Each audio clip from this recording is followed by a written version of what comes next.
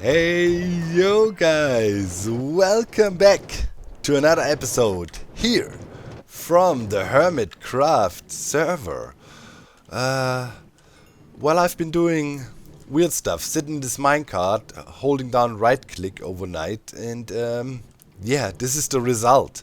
My mom was texting me and asking, hey son, what are you doing at the moment? And I was like, here, check out this screenshot. Yeah, no sleep, please. Check out the screenshot. You know, you saw it on Twitter. And my mom then says, what, are you baking a cake? Yeah. Where do you even start there? If your mom asks if you're baking a cake, looking at this scenario here. I mean, I get it. Maybe she thought the turtles were the mittens.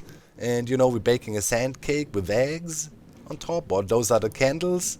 And somebody got really old. Man, moms. Oh, man.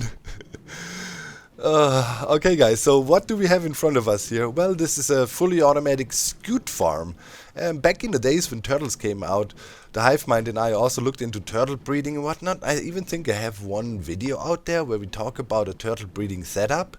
You know, the whole tech community looked into efficient ways to breed them.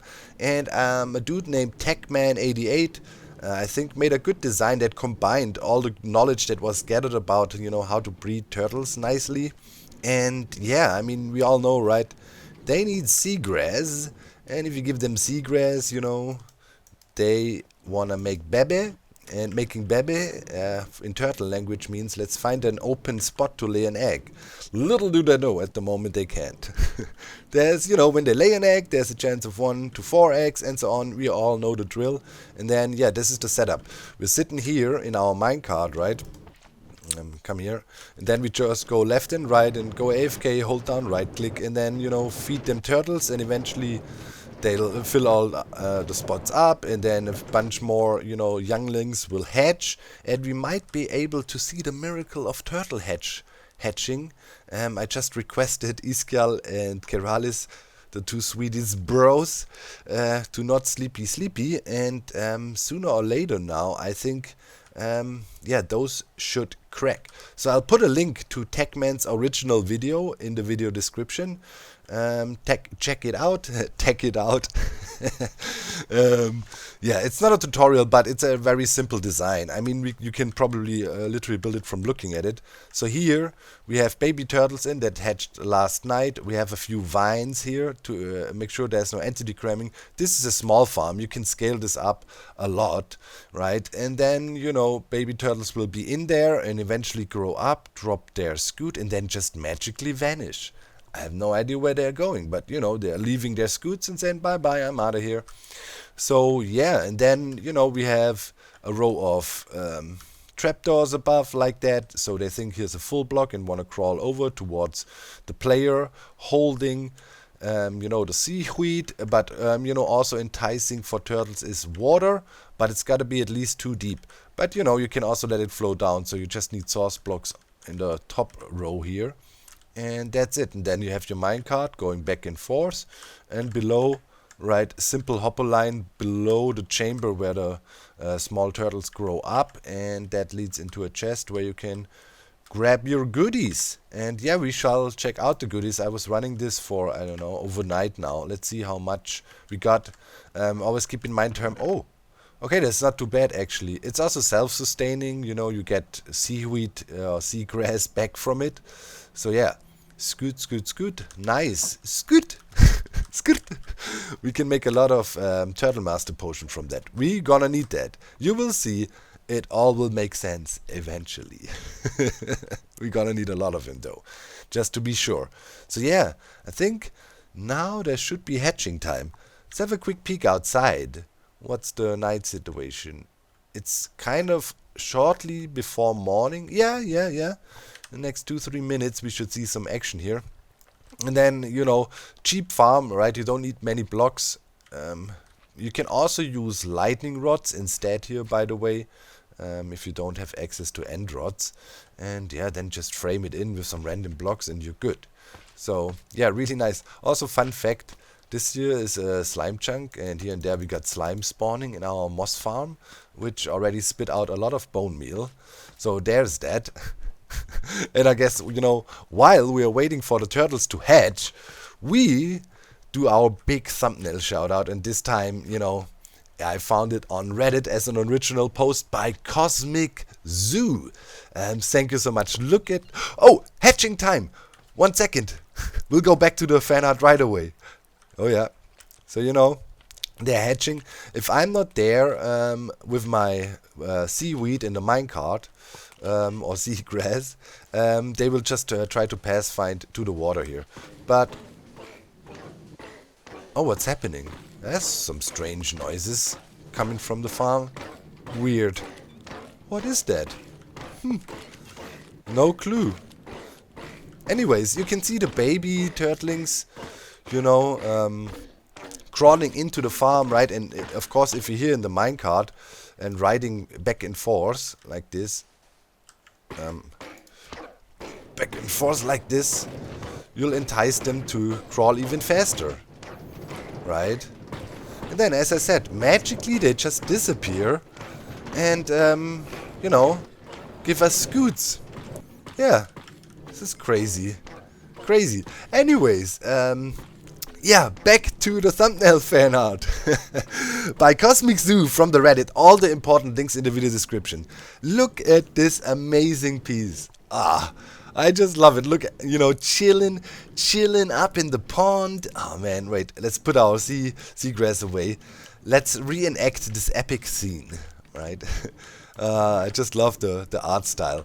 So turns out, there's only two art styles that emerge. It's an empiric study you can follow on all the thumbnails of the season so far. Either it's super nice chill dog, with his tomatoes, or it is evil dog plotting, looking like some superhero. I enjoy both. I love both. Let's have a quick nap here and chill in the pond with the axolotl bros that are still there. I'm thinking maybe we should put some turtle eggs there, and I actually did put a bit of sand here, but looks like a zombie came and trampled it, so we gotta make it more secure. But yeah, reenacting the thumbnail now. Let me see. Coming up here. Yeah, man. That's it. Chilling with the axolotl. So thank you so much, Cosmic Zoo.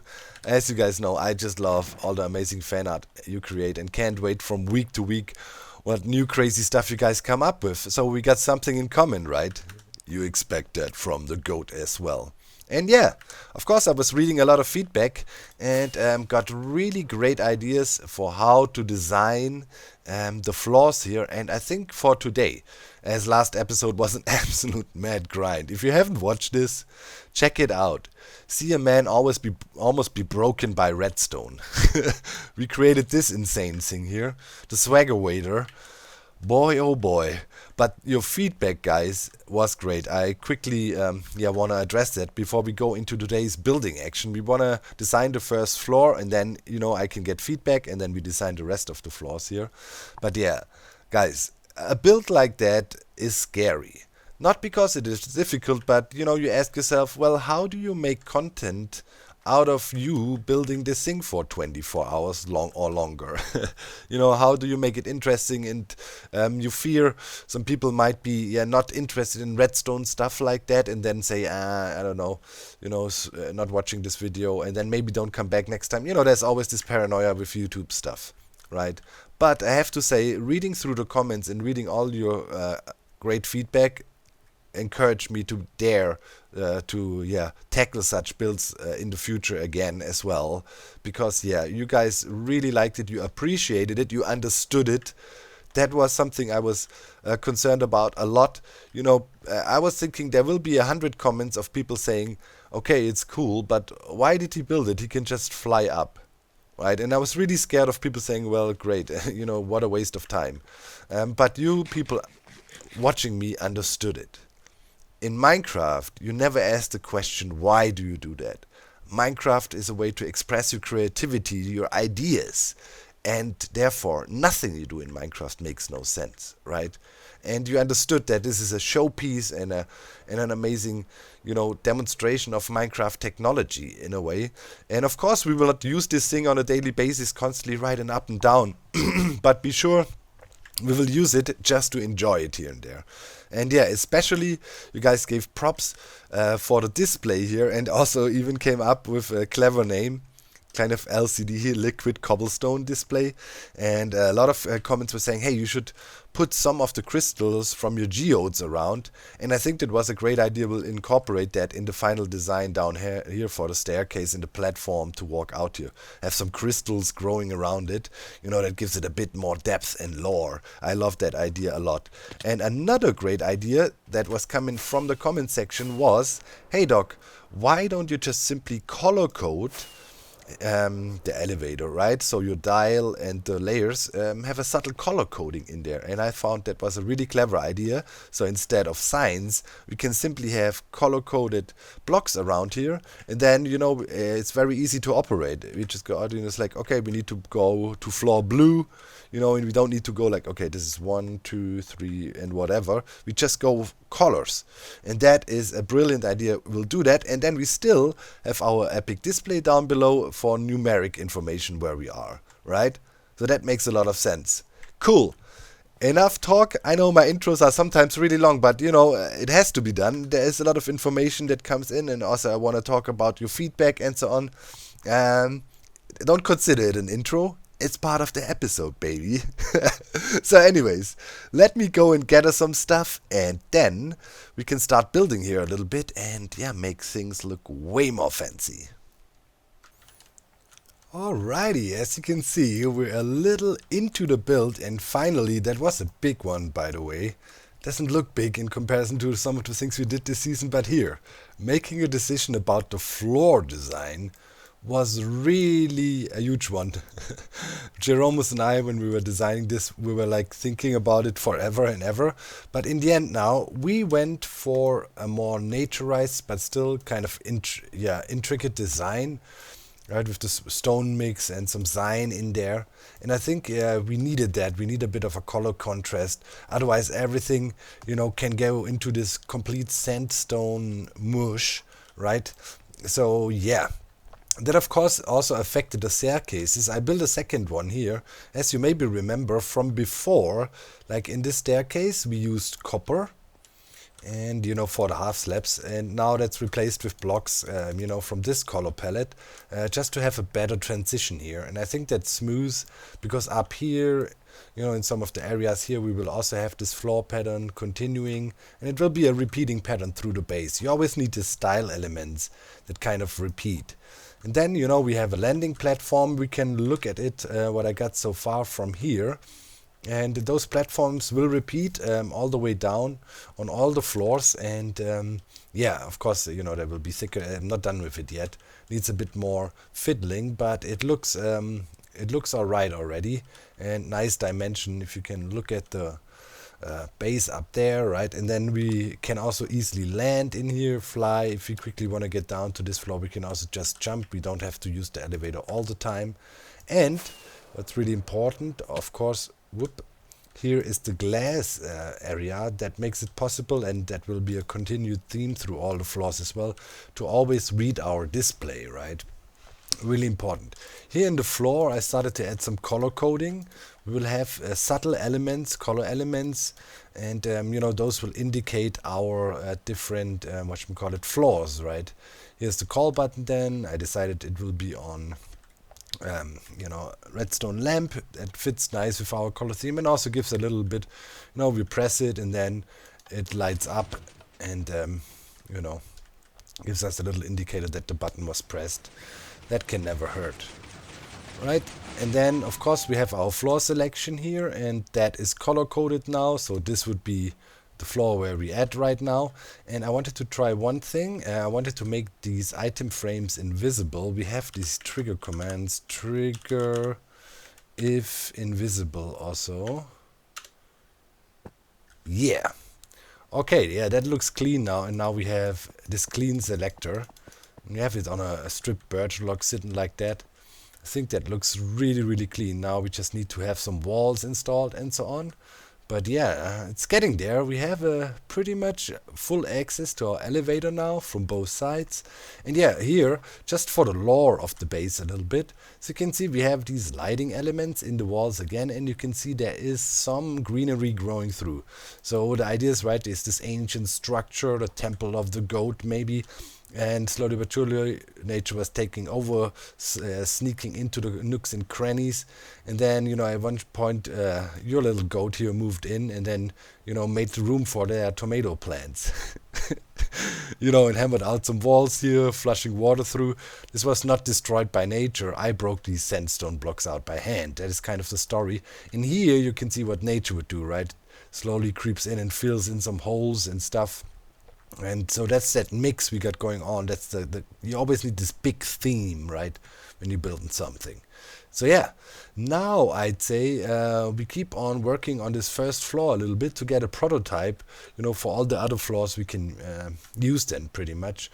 And I'd say, yeah, let's go. Let's do some Minecraft building.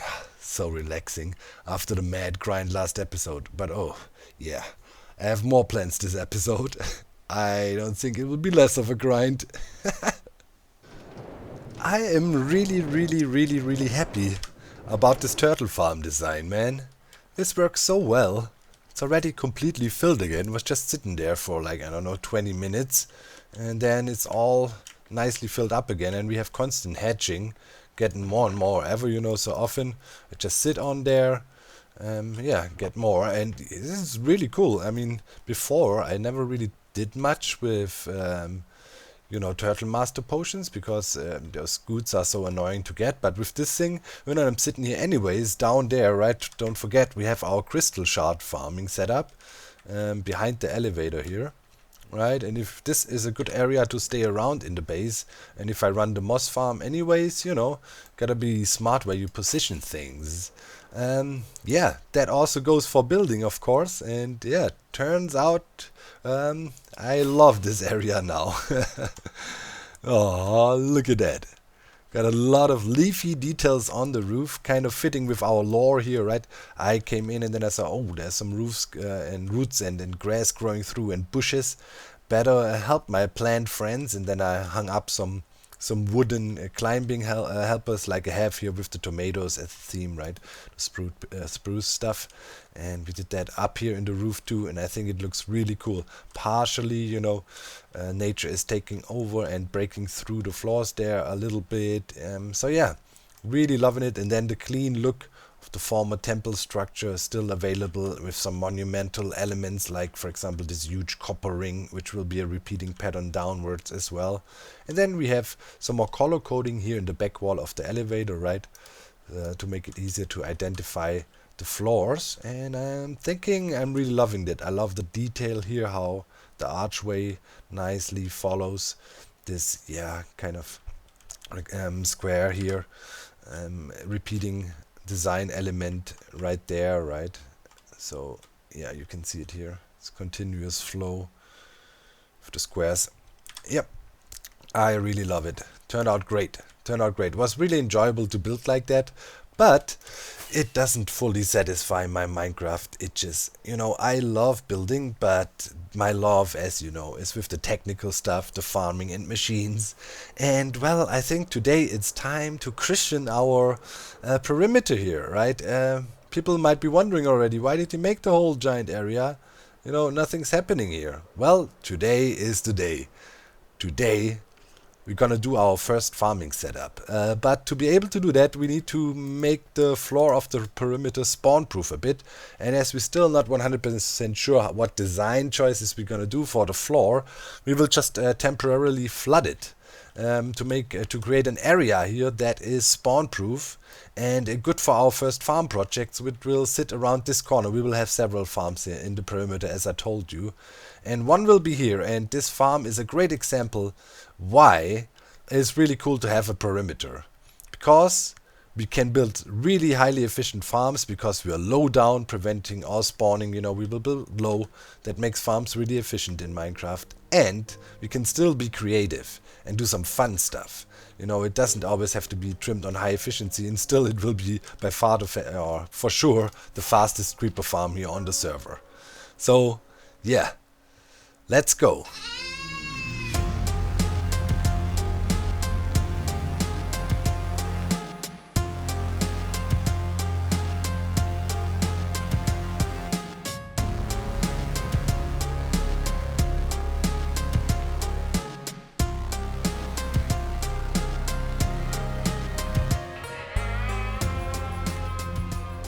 Man,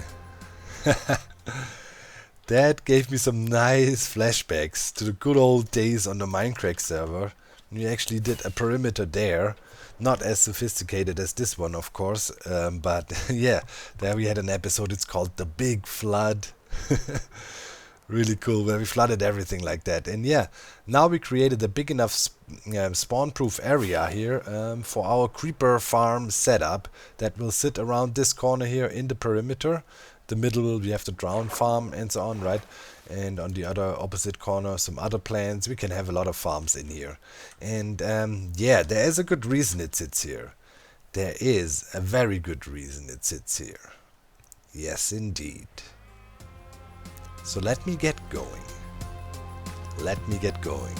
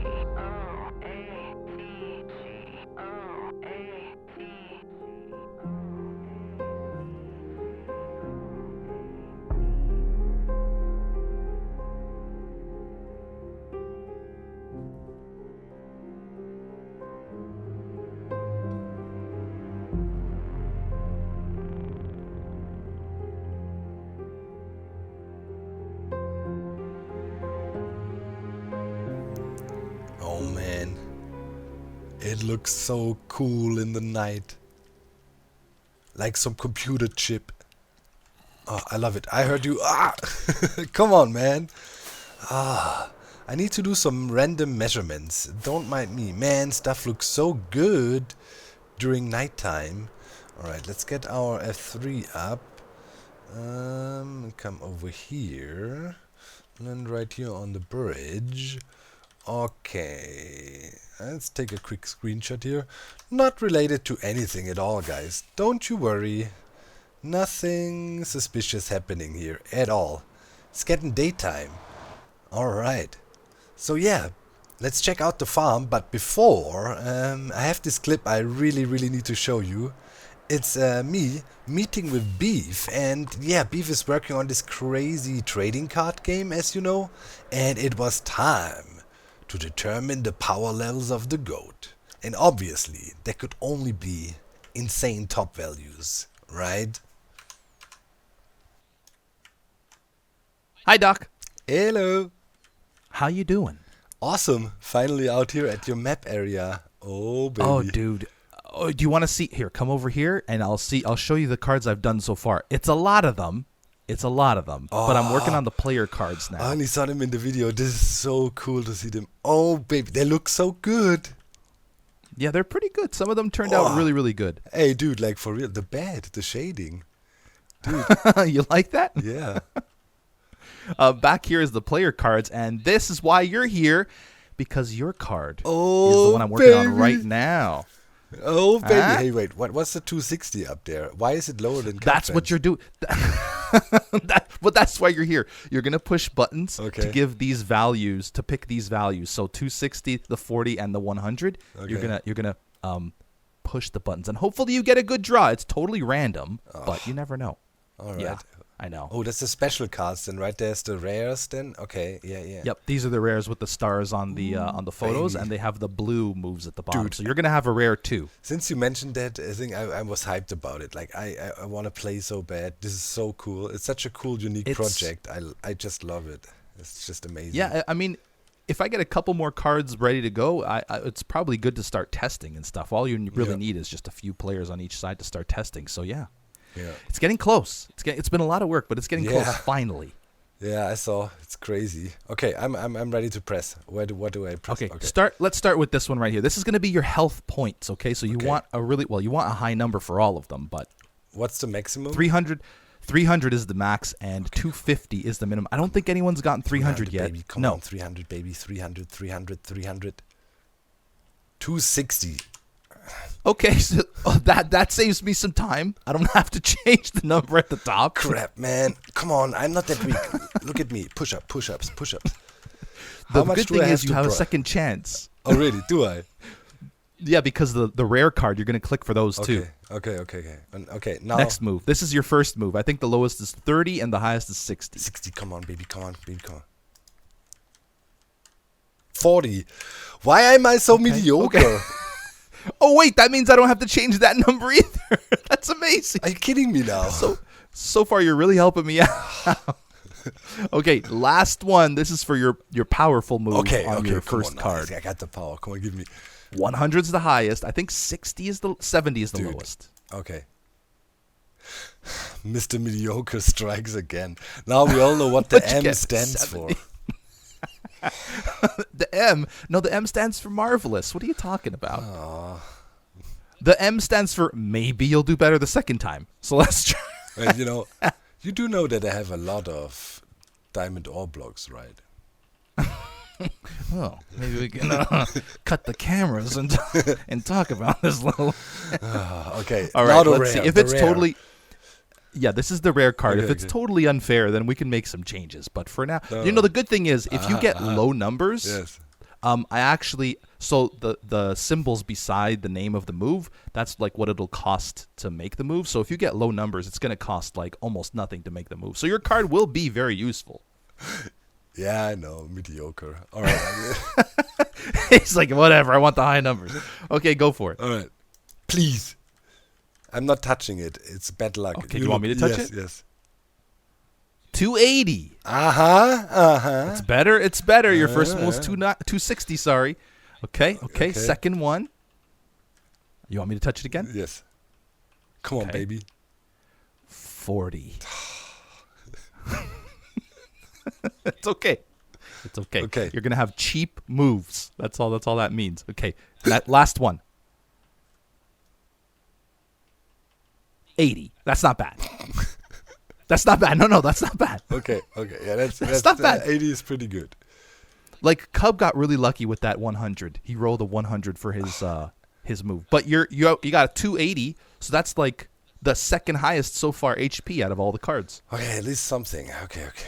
Yeah, you did okay, man. Wait, was this rigged? Was there even... No, they all have different numbers. It's a good point, though, actually. I never even thought of doing that. Put, like, multiple, like, 250s or something. Yeah. Could have exposed you just now, but...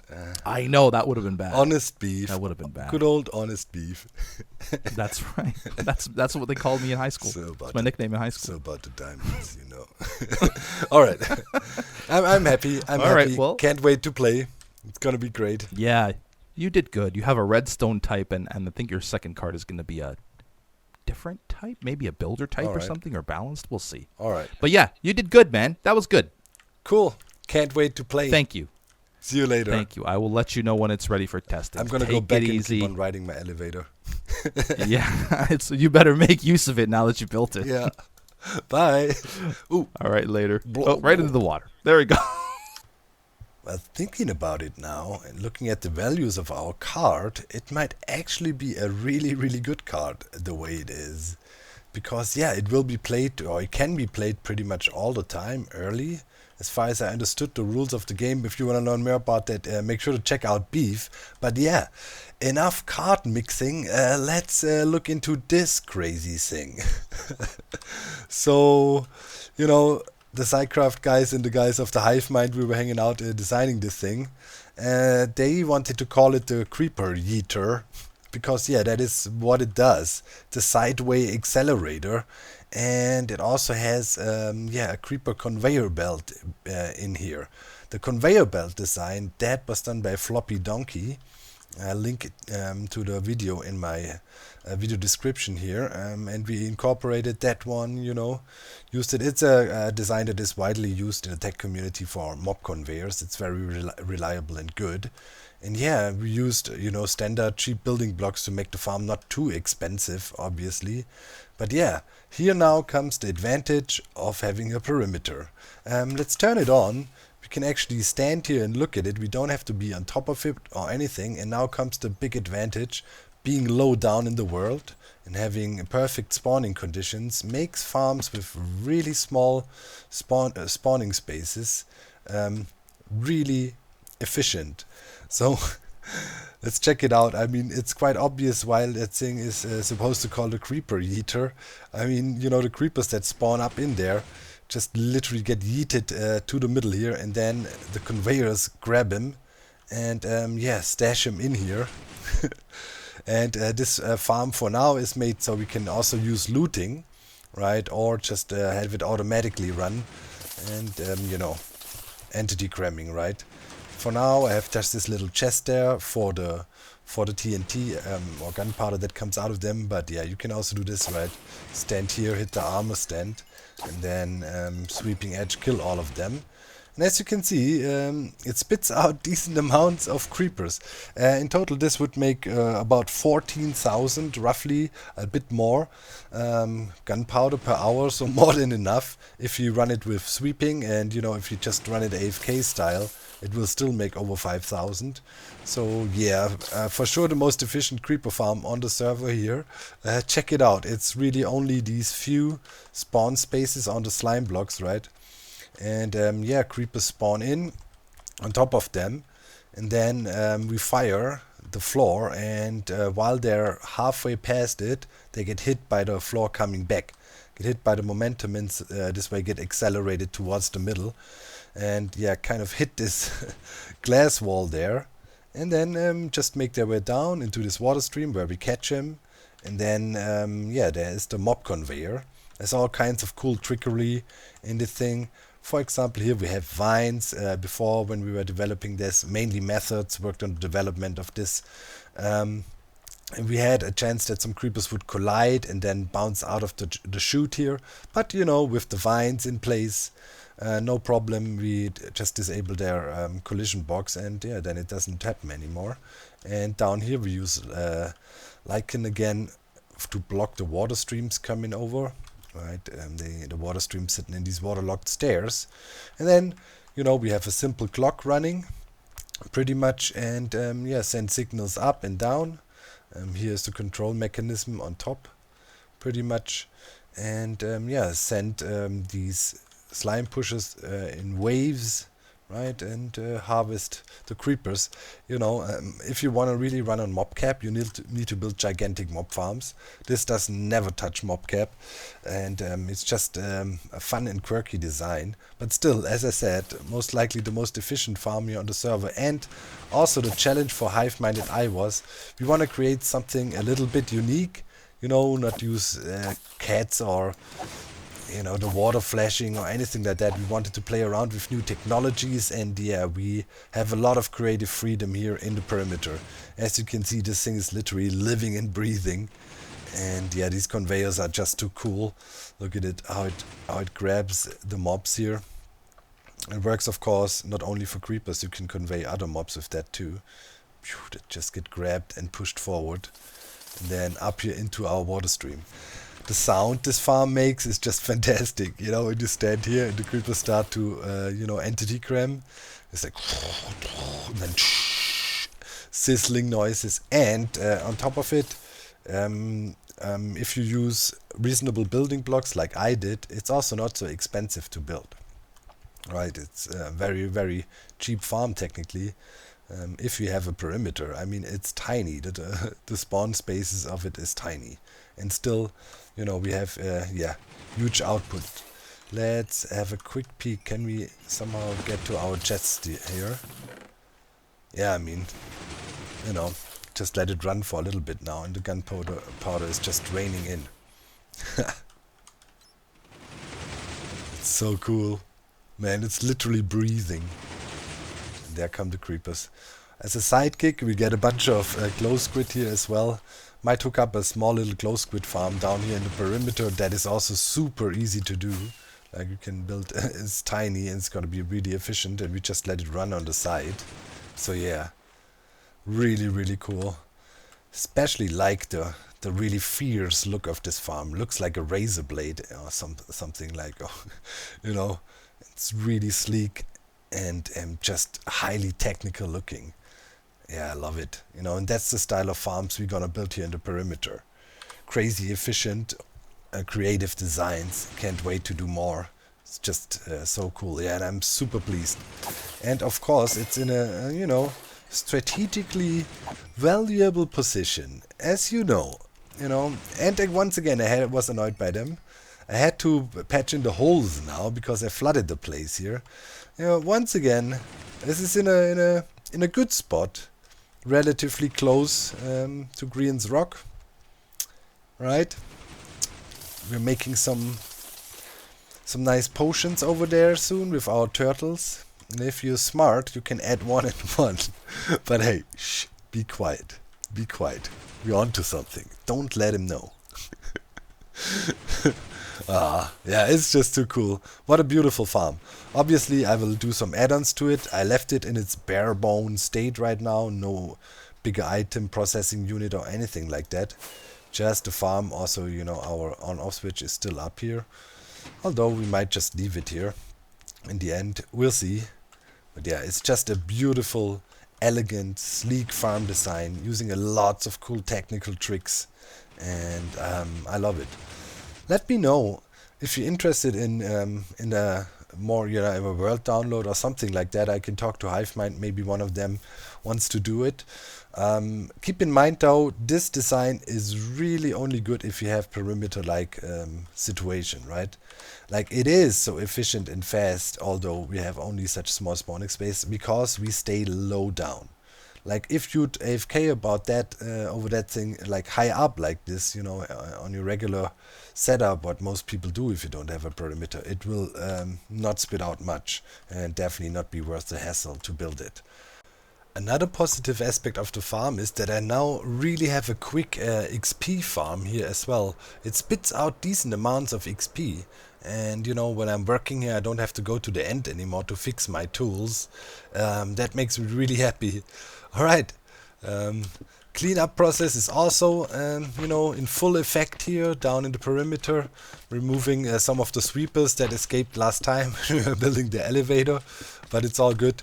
You know, they need to go anyways. And I also started dismantling more of the World Eater over there. Here's some more flyers. Here, random single pistons. That is weird. Man, everything broke loose. But yeah, I removed all the launchers and pushers on this side of the setup. So we are fine. And yeah, I'll continue cleaning up. And yeah, make sure you give feedback about our design here for Hall of Goat. I think it turned out great. But, you know, can always be better, or it can always be a great idea. Yeah, there was always really good ideas in the comment section over the past few episodes and improvements, for example the color coding, as I mentioned, and so on. So yeah, if you have more ideas how we can continue here, just to give you a quick idea of what I have in store now for it, I want to work on the floor design here, of course, get that going.